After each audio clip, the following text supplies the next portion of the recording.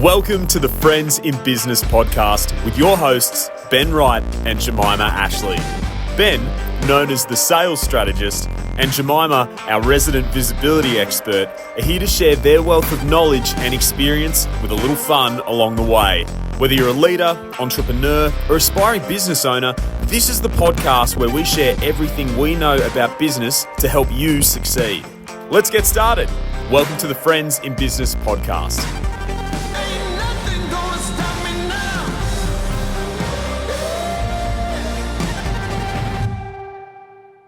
Hi, welcome back to Friends in Business podcast. Ben, how are you? I'm really good today.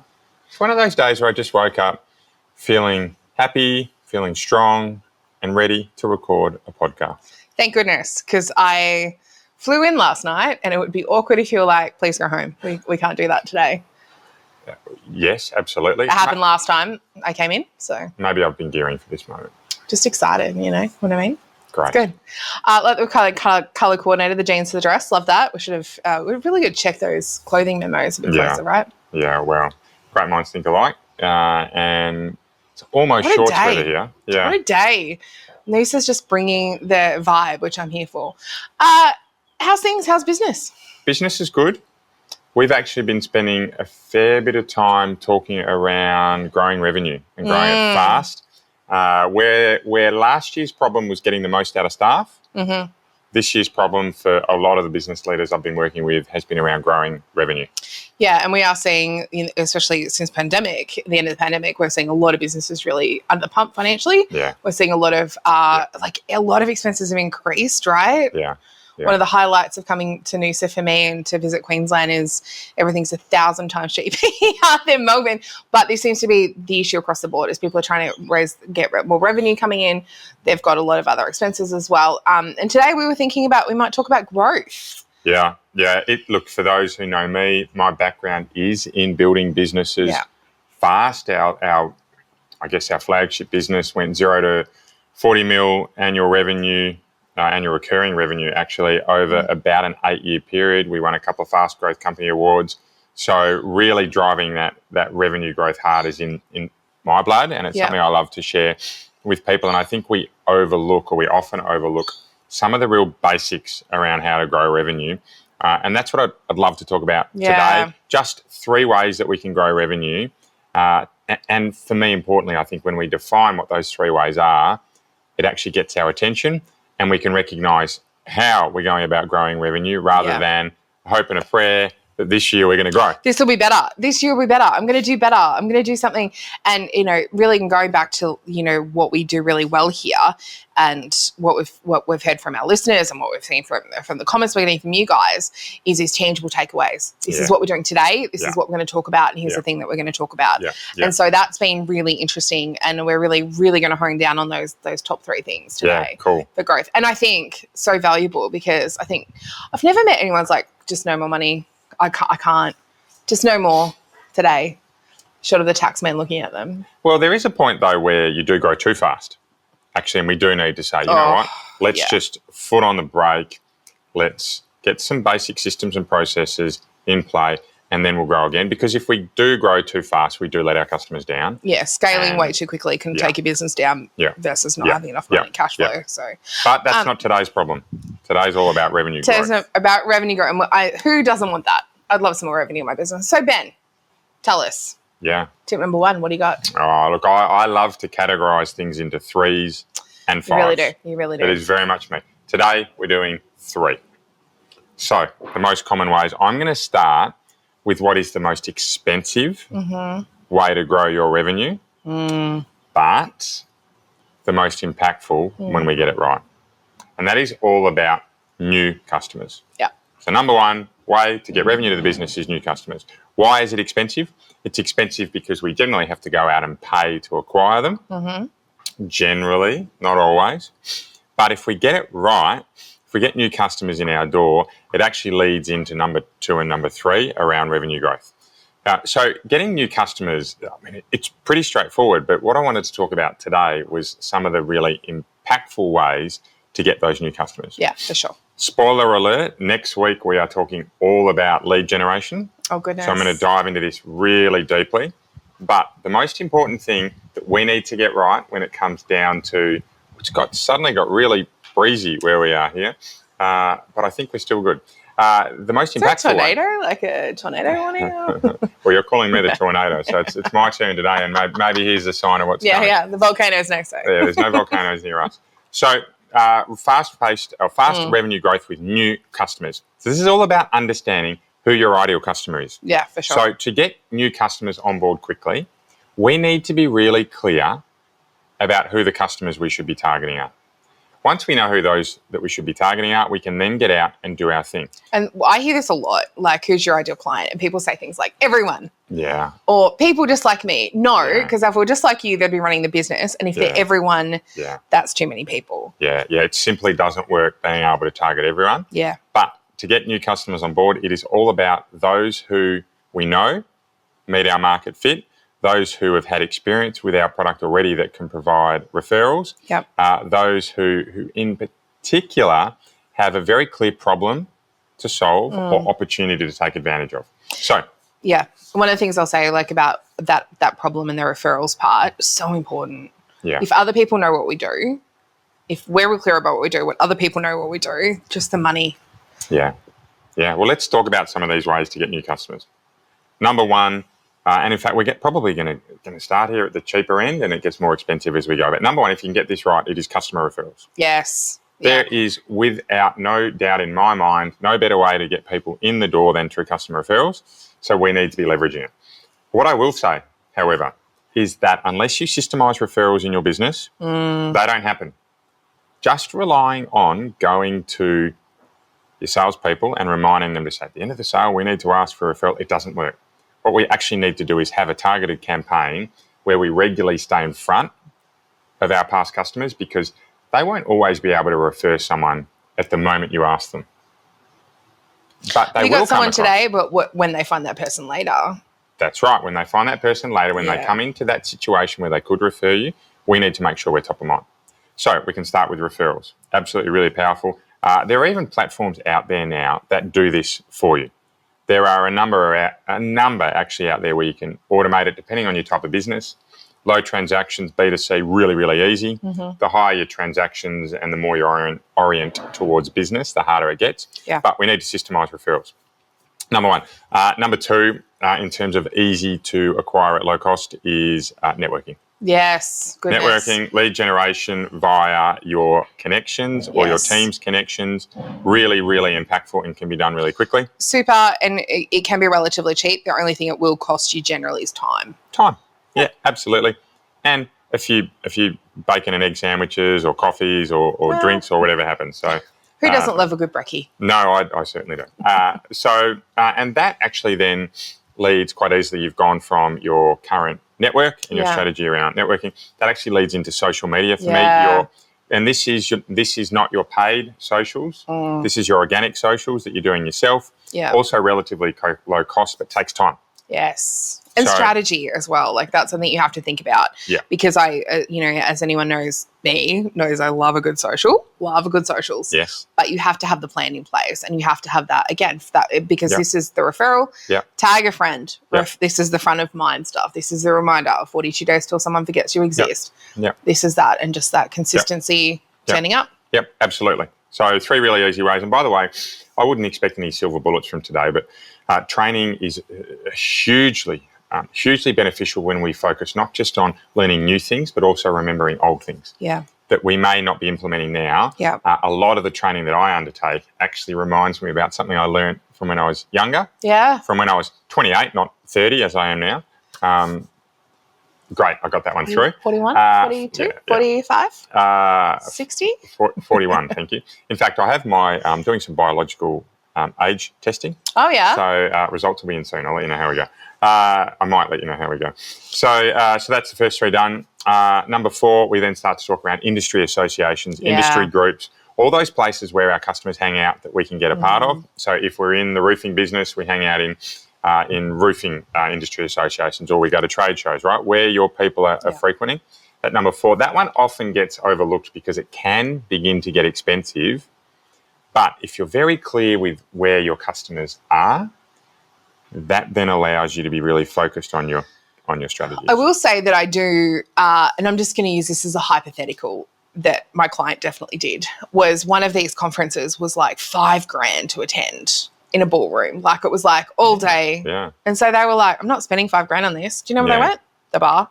Yeah. It was a hotel. Yeah. They just went and sat in the bar and they made tenfold back. I am a huge advocate for, I call it guerrilla trade marketing. Yeah. And that's when you will find an industry event that you go to, or you'll send your salespeople to, you pre-brief them with who's attending. Yeah. Often you can get the delegates list. And if you can't get the delegates list, what you can get is the speaker list. And when there's 60, 80, 100 speakers at these bigger events, if you can reach out to them and get time with them, that's when things start to get really interesting. And, you know, no one really does this. So I speak at a lot of events, and I know that you do as well, but how often people get scared of the speakers. Do you find this? Yeah. Like if you go to the bar, people are like, hi, and they're like, can I talk to you? And you're like dying to talk to people, right? You're there to make sales. You're there to like meet people as well. Yeah. But how many people are tentative on that stuff? And people really do want to reach out. Yeah, look, I'll be open. It's my number one lead generation tactic is to go through there. So really nice piece to do. And I want to flick through these pretty quickly. Okay, then we're starting to move into things where you're paying for marketing. That's paid search, that's paid lead generation, that's paid outbound. I don't want to spend too much time on that because I think that whilst the ROI can be really strong on those, you're also needing to put lots of money in before you're getting that out. Yeah, I will say that if you are looking at going down that, your ROI needs to be the minimum 3 to 5-fold. Yeah, minimum 300%. Right, absolute minimum, because we're talking then if we're getting 3 times on our spend or our ROAS, our ROAS, right, if that's 3 times, we've got to be making a GP of 33% before we actually are breaking even on that. And whilst we often look at customers over their full lifetime, so it might cost us, we might break even on the first sale, what happens after that is where we make the money. We've still got to be careful about not over-capitalising early because otherwise we can run into the dreaded anchor of a business, cash flow. Yeah. Right, and we want to avoid that. So, but paid search in particular, when you prove a model that works, right, whether it be LinkedIn paid work, Instagram paid work, whether it be Google AdWords, whether it simply be paying for lead generation from outsourced consultants, if you find one that works, it can be a really impactful part of your business. So certainly not worth glossing over. Okay, so next one, we've looked at paid lead generation. Next one for me is referral partners. Yes. Referral partners, free salespeople. Cue someone at the other end thinking they're not free, they cost money. However, they are free until they deliver something. So they are essentially like commission agents for your business. So you only pay on the service that they provide. Look, and 10% of anything that you're earning, you didn't get that 90% if they weren't doing the work. Absolutely. And you've got none of the heavy lifting. Yeah. So, and I know, so I use referral partners quite regularly, and I think this is something that we could do a whole podcast. We might do a whole podcast on referral partners. Sounds good to me. Because they are really, really important, because I think what we don't recognize is a lot of them are not very difficult to obtain. So how I've always looked at referral partners, and I don't know if I would love to hear your thoughts on this, is that it's a person who, like, we're in the same sandpit, right? We're at the same playground, in the same sandpit, but we're not playing with the same toys. Like, we might have the same ideal client, but we're not teaching the same thing. Yep. We want to certainly be playing with the same kids on the playground, but we're not crossing over too much, if at all. Yep. So they tend to be people who are the same ideal client as me, and we're dealing in the same sort of money. Yeah. Sort of, not exactly necessarily exactly the same, but also the kind of work that we want to be dealing with. And when we find those people, they're a natural sales tool for us. Yeah. I think the key is that they service the same customers. Yeah. And that's I'd say with some referral partners, some of mine, I don't pay anything. Yeah. Right. Yeah. So some of them, referral partners, I was naturally going to send people to anyway. So even better. Yeah. And I certainly do the same. I refer people to businesses that I know and respect, knowing that in return I will likely get referrals from them. If not, it's a circular economy where the world goes around. Okay, sure. Great. So that's revenue growth according to new customers. There are plenty more options, but for the sake of today, I want to get through 3 of the key levers to pull. Please. So we need to look at how we're pulling our levers to our business. Number one is, are we pulling that lever through new customers? Recognising, yes, it's the most impactful way to our business, but it's often the most expensive. Yeah. So impactful, high impact, but high cost. Let's look at number 2. You ready for number 2? Ready. Number 2. Okay. Getting more from existing customers. So this one here is all about basket size. So I'm going to use an example from my fruit and veg days. So you're really taking the basket thing really literally. I'm here for it. We are going way back. And I mean, you can picture this. This is me dressing as, staff and I are all dressing as milkmen. So white shorts or pants, white polo top, milkman's hat. And in fact, my milkman's hat said, milkman by day, superhero by night. So I was pretty proud of that. I was 27. It's a real specific look, isn't it? Very specific. Do you have the uniform still? I do still have the uniform. I have a little book that was written about it. And we actually got interviewed on one of the Melbourne radio stations. I wouldn't mind seeing if we can find that for another future, maybe a Christmas episode. Yeah, fantastic. No chance. Perfect. Okay, so I will be talking to your wife. During those days, I knew back then, and this is 15 years ago, I had a $46 ASP. Really? That was my average basket size. Okay, so that 15 years ago, we're probably talking about 100 to 120 now when you look at inflation and so forth. So I knew that every customer cost me that first sale. Yeah. It cost me about $50 to acquire a customer. So if I could get my ASP up, I was going to have an impact on bringing that cost down of acquisition. But that was only small because that was only at that point of sale. Yeah. I knew that my average customer stayed with me for 12 months and they were ordering weekly. So if I could get my average sale price up by $10 or 10%, let's look at 10%. I knew at the time I worked off 10%. That would $46 went to $51. It was about $5. If I could get $5 for every single week up, that's $250 extra revenue per customer. I had hundreds and hundreds of customers. My cost of acquisition came down dramatically because I'd moved that dial just that 10%. Yeah. So where my first sale cost me, the revenue was actually driven from the marketing costs. I knew that from that point onwards, the more revenue I could drive, the more impactful that marketing spend became. Yeah. All right. And the better off the business was because that $250 extra that I generated per year cost me nothing. Yeah. It had a zero acquisition cost, $0 acquisition cost. So where we can be getting more from our existing customers, that is a really powerful way to grow our business. What I will say, though, is that whilst it's cheap, it generally costs us nothing. It won't move the dial like getting a whole new customer wheel. Yeah. We're talking about 5% and 10% and maybe 15 or 20%. We're not talking about 100% new sale here. Yeah, and I will say that I've always found that, then the old adage is the first dollar is the hardest dollar. Yeah. Right. So this is where we saw the rise of, particularly in the noughties, it was things like $3 ebooks. Remember those? Yeah. $7 ebooks. Yeah. So understandably, if you can get additional money from the current clients, you can do that. And I'm only going to touch really quickly on these, but how do you do that? Well, we look at things like price rise is the really obvious one. It actually sometimes is very powerful, particularly when you get customers seeing more and more value from what you do. You get better and better at it. Absolutely. New products. Yes. So adding new products to your suite that are completely unrelated, new products that are very closely related. So if you're a business that sells swimwear, when you can sell the goggles with that, right? Same, but they were in the same wheelhouse, right? Yeah. When you're a business that sells swimwear and you can move into other sporting goods, right? You branch out to be bigger sporting goods 100%. Type of business. So absolutely can do that. In terms of basket size, we can often look at just selling more of the same. So it's a discount. Spend $50 and you get a certain discount. But more importantly is buy a second one and take X% off. Yeah. Now that will cost you obviously something because you're giving a discount. But all those costs to pack, to pick, to ship, right, they're generally pretty marginal and they don't change. So you end up servicing that customer at a much lower level. Yeah. So really encourage people to have a think about, you've got the customer, they're there.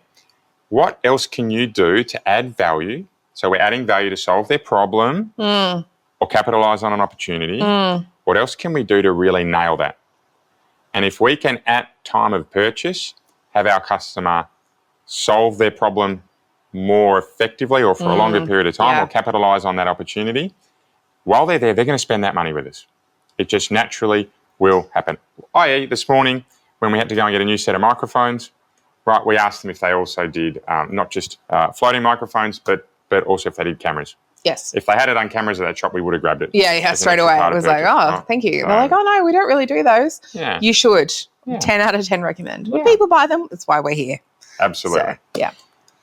So that's number 2. Love Ready for that. number 3? Ready. Hit me. Okay, number 3. I'm still processing number 2, and I was like, you know what it could do? I could put that in. Again, great tips. It is so impactful. Number 3 is all about having return customers. Yes. So we are talking about things like... I love return customers. A consumable. Your customer has gone and finished whatever product they bought. How we make sure we get them back. We are talking about making sure that that they are consistently engaging with our business, and that can even, in the business world, for example, commercial higher value transactions, it can be things like maintenance plans, service plans, right? How we look after the equipment that they've purchased, or it could be that how we make sure that if we're in the service game, that we're keeping in touch with them so that when their insurance policy expires, they're back towards us. When their contract is about to end, they're straight back towards us, right? Yeah, I will say, like, Amy straight onto it every time my car insurance stuff is like, oh, don't forget, we're still here. And look, Amy and car insurers, I won't talk Amy specifically, but these businesses are really good at reminding you that your renewal's coming up, but not necessarily providing you value at that point in time. No, not at all. And the lazy tax is immediately associated, right? As soon as you call, they're like, oh, let me help you take some money off. Yeah. I've always found that they're recurring, because I've done product businesses and I've done a service-based business now.